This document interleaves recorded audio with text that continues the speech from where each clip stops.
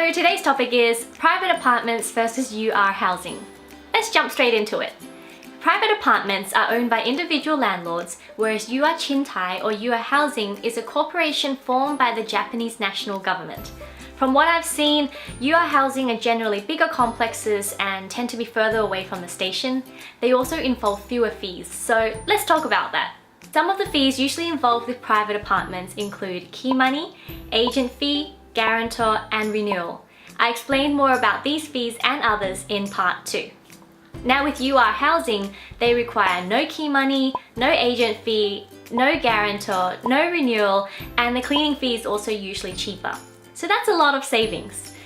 Some other positive points about UR housing are garbage disposal. Every complex has their own garbage room with separate areas for different types of trash.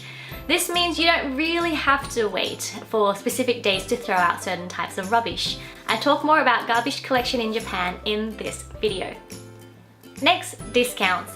When I was searching for a place in January, February this year, UR Housing were one of the agents I approached to have a look at some of their properties. Now at the time they didn't have any special deals on or anything, but a couple of months later, when my friend was looking for a place through UR Housing, they had a campaign of 1 month free rental.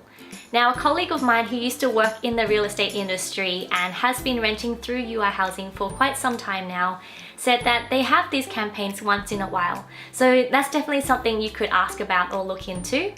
Another thing is if you have kids, it's worth asking about any possible discount rates, because I remember the UR agent saying something about for families with children under the age of 16, they do a special discount rate on the rent.